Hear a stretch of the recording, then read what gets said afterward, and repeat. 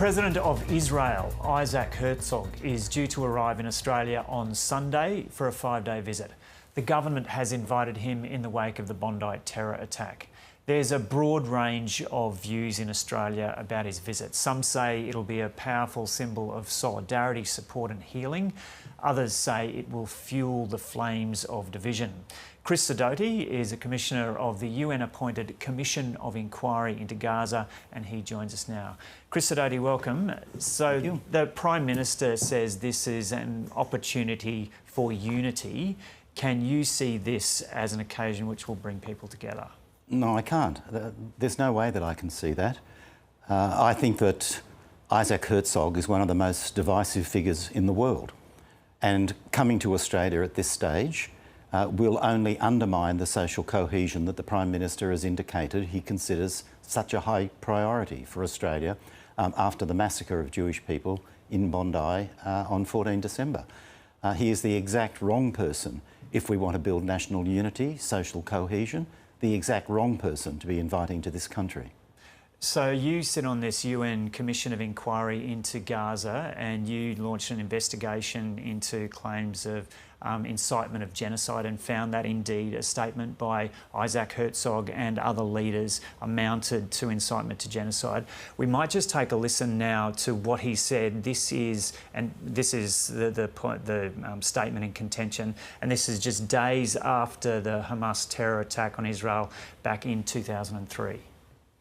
There's a state, in a way, that has built a machine of evil right at our doorstep. It's an entire nation out there that is responsible. It's not true. This rhetoric about civilians not aware, not involved, it's absolutely not true. They could have risen up, they could have fought against that evil regime which took over Gaza in a coup d'etat, murdering their family members who were in Fatah. And so that was in 2023. But in that same media conference, he also said Israel always operates according to international law and that there are many innocent Palestinians. And he was also asked this question later.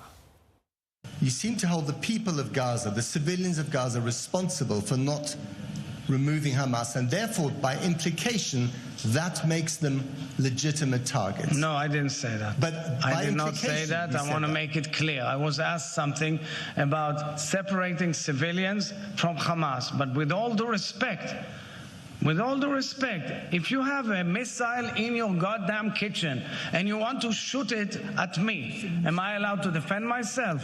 Yes. That's the situation. OK, Chris Sedoti, so President Herzog says his words in that media conference have been twisted to suggest that he was calling for collective punishment when he wasn't. Why did you conclude in your investigation that he was? First, we came to the same conclusion as the journalist who asked the question to President Herzog did when listening to the first part of his statement. It was only when he was challenged about that he started to qualify it or back away from it. But his meaning was clear. The entire nation, were the words he used, is responsible. Meaning clearly all Palestinians in Gaza were responsible for the actions of Hamas. Those words were so clear that they were picked up by Israeli soldiers in the field. We have seen videos of soldiers chanting, "They are all responsible." We have seen that phrase used as graffiti by soldiers on Palestinian buildings in Gaza. So his meaning was clear to the soldiers, as it was to us, as it was to the journalist who asked the question. And that's why we consider that he needs to be investigated by the International Criminal Court and prosecuted, if the evidence justifies prosecution, for incitement to genocide. So do you think he should be welcomed into Australia on Sunday or not? He should not be welcomed into Australia. This is one of the most divisive figures in the world, as I said. And even quite apart from the question of whether he personally incited genocide, he's the head of state of a state that is really a rogue state. The International Court of Justice has already found that Israel is responsible for the illegal occupation of Palestinian territory. is responsible for the illegal establishment and maintenance of settlements on Palestinian territory, is responsible for the purported illegal annexation of parts of Palestine. The International Court of Justice has a case before it against Israel for genocide. The International Criminal Court has issued arrest warrants for the Prime Minister and former Defence Minister. Indeed, the ICC has issued those arrest warrants, but not for Isaac Herzog. And that's why I say, as head of state, he's at the top of the pyramid, as far as you can go. He's ceremonial. We found that he is not personally responsible for war crimes and crimes against humanity because he has no part in the chain of command. But as head of state, he is the representative of a rogue state that international courts have found is acting unlawfully, and a state that is before the International Court of Justice on the charge of genocide. The person who is the chief representative, the embodiment of the state, should not be making a state visit to Australia at this time. But what about the horrors of the Bondi terror attack, those families who are still grieving and dealing with the trauma of what happened, who are looking forward to this visit and hoping it can bring some sort of healing and optimism? I hope it does bring some healing and optimism for them.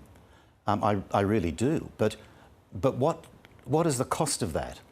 I would have thought it more appropriate not to bring a political leader, but to bring a religious leader, somebody who, in fact, firstly, can provide real comfort and support for the families, and secondly, someone who can speak to the nation about compassion, solidarity, sharing, about unity.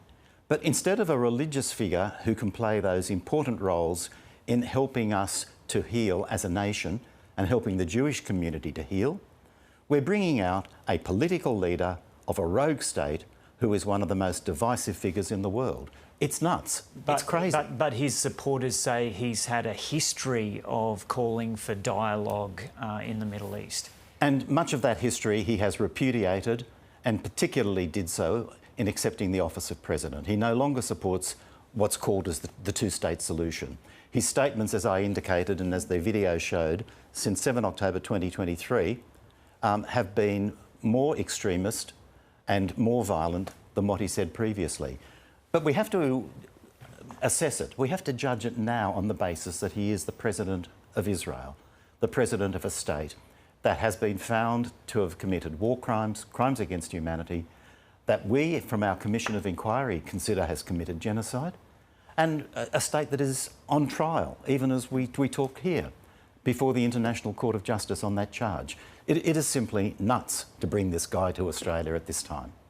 New South Wales has extended its protest restrictions to cover the period of the Isaac Herzog visit.